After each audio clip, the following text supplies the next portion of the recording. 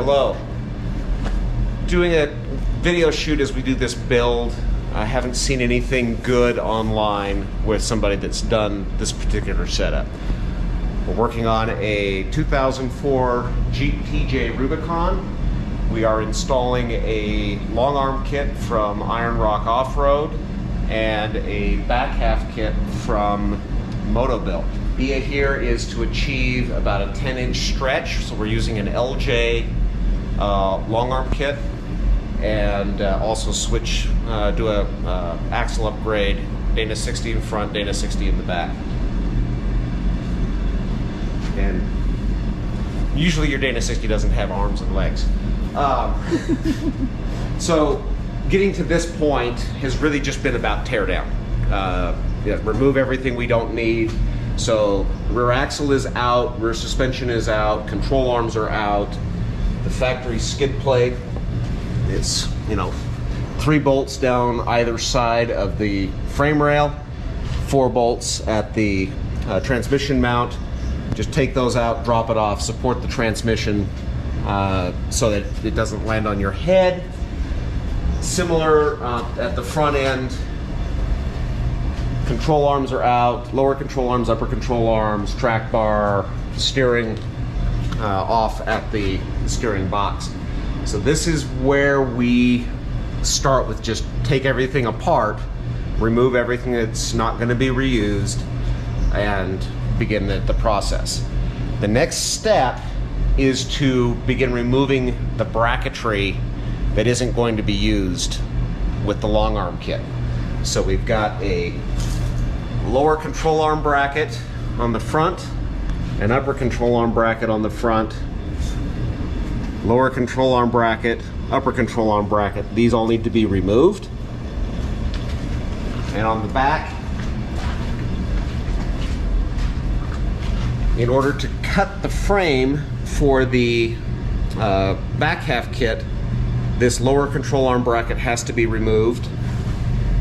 And similarly, we have the upper control arm bracket that's occupying the same space where the frame will get junctioned with the back half. So the upper control arm bracket here will have to be removed, and the same set of brackets on the passenger side. Now, we also have all of the wiring harnesses, fuel lines, everything else running through the same space. So these have to be at least set aside before you start cutting things so that you don't light yourself on fire. Gas tank, yeah. My gas tank is up above. If you are not relocating your fuel tank, decide whether you want it out of your way or not. For my purposes, removed is out of the way and the right place for it to be. So that's the project, and the next step is we're going to get into cutting off some of these brackets.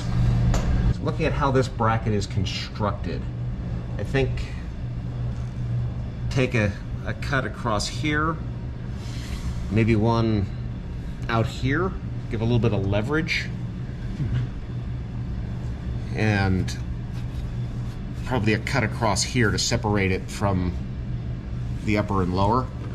I can get my fingers behind it all the way back to the back side here at the top. So it's not attached to the frame up above, except at the front.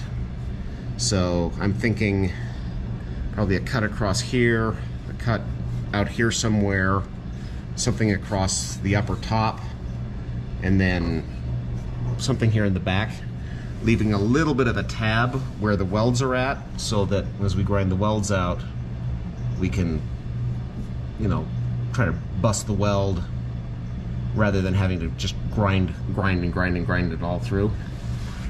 I've got a plasma cutter, I've got cut-off wheels, I've got a Sawzall. I think it's going to be a mix of all of the above to make this as easy as possible, or as confusing as possible.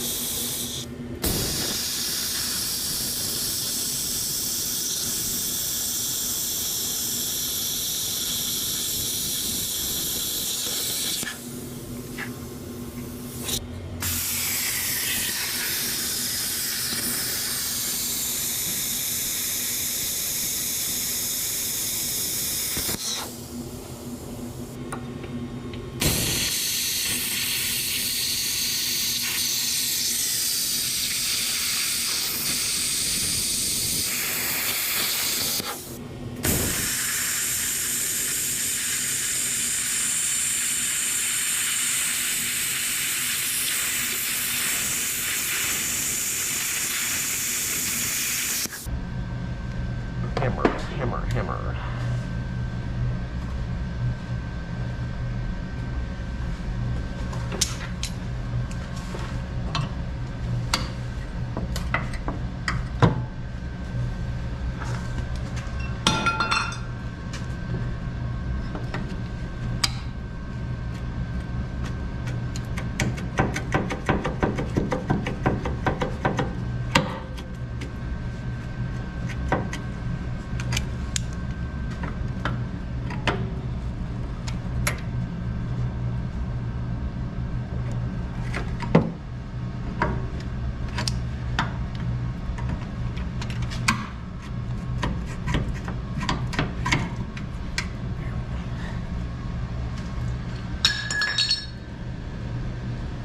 Right.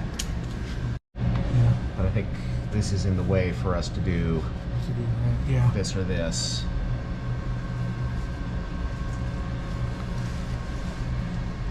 So yeah, if we come down around here, we can circle all the way around. Okay.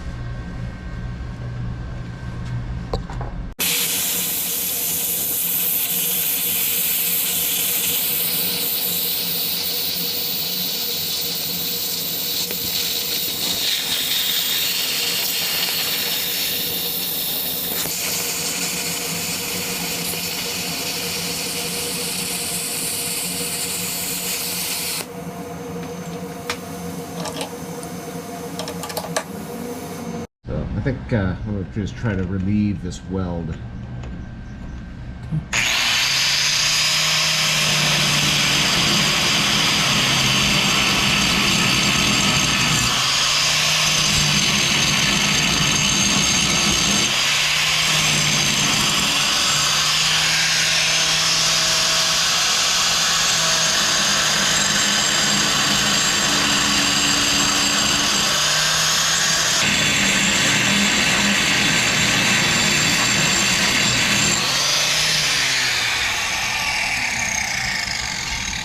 It was you that suggested an air hammer for this? Yeah.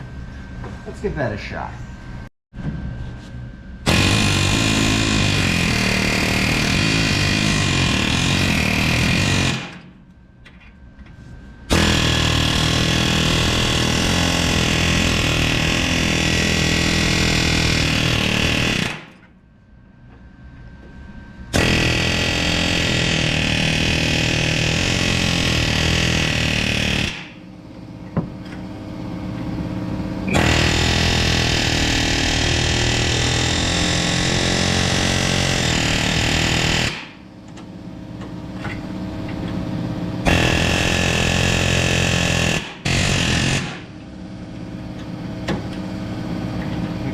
Weld.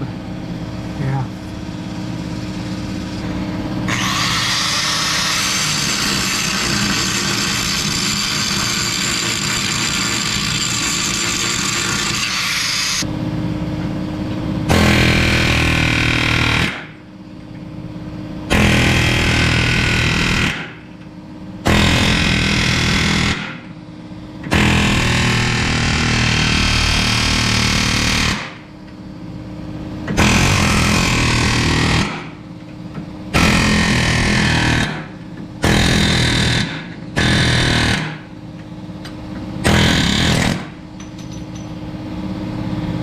And that's off with no cuts into the frame. At this point, the lift arms were lowered and repositioned. The lower control arm bracket was removed before restarting filming. Okay, working through this stuff. What we're finding seems to work best is to just put in a little notch just below the weld, and then try to get the metal to break at the groove. That makes it easier. Leaves us just with just the weld to have to remove. So make a notch.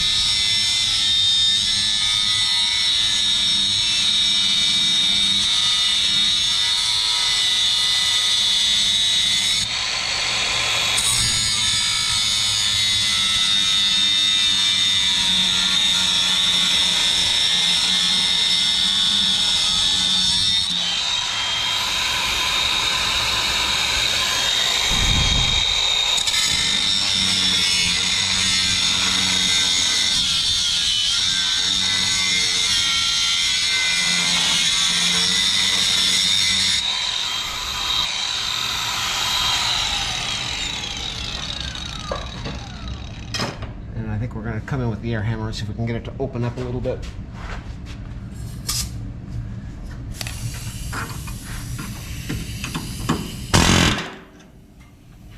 So that folds right on the notch, and then it will break.